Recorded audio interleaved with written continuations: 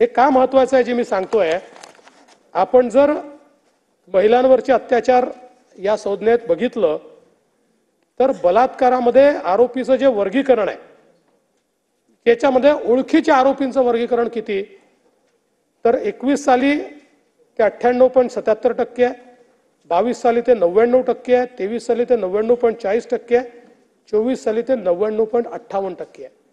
म्हणजे फक्त 0.42% बलात्कार किंवा अशा प्रकारच्या घटना अनोळखी लोकांनी केलेल्या आहेत आणि 99.58% या ओळखीच्या लोकांनी केलेले बलात्कार आहेत.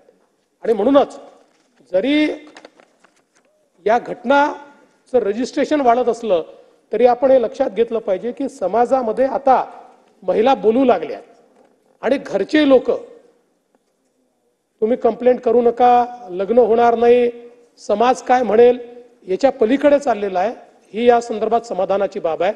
आणि महत्त्वाचं हे आहे की याच्यामध्ये आता आपण जर बघितलं तर मोठ्या प्रमाणात जे काही चार्जशीट आहे त्या चार्जशीट वेगानं आपण आता या ठिकाणी दाखल करतो.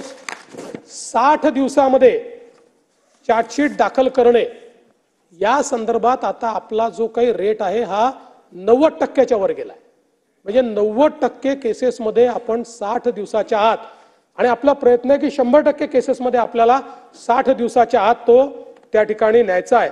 आणि मला या निमित्ताने रायगडचं अभिनंदन करायचं आहे. म्हणजे तिथल्या पोलिसांचे अभिनंदन करायचं आहे आणि रायगडच्या कोर्टाचे अभिनंदन करायचं आहे. नुकतंच मागच्या आठवड्यामध्ये रायगडच्या मांडवा पोलीस स्टेशनमध्ये विनयभंगाचा गुन्हा घडला. विनयभंगाचा गुन्हा घडल्यानंतर 24 तासात पोलिसांनी चार्जशीट दाखल केली आणि त्याच्यानंतर 24 तासात कोर्टाने गुन्हेगाराला शिक्षा दिली.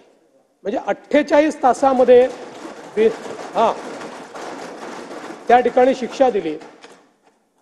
मला असं वाटतं की यातनं एक गोष्ट आपण लक्षात घेतली पाहिजे आहे ते कायदे देखील पूर्ण आहेत.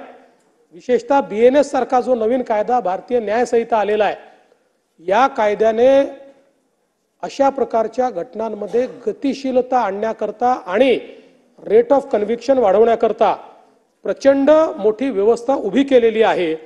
आणि म्हणून मला असं वाटतं की पोलीस, प्रॉसिक्युशन आणि कोर्ट या तिघांनीही जर गांभीर्याने काम केलं तर आपण रेट ऑफ कन्व्हिक्शन वाढवू शकतो आणि याचा वेग देखील आपण या ठिकाणी मोठ्या प्रमाणात वाढवू शकतो.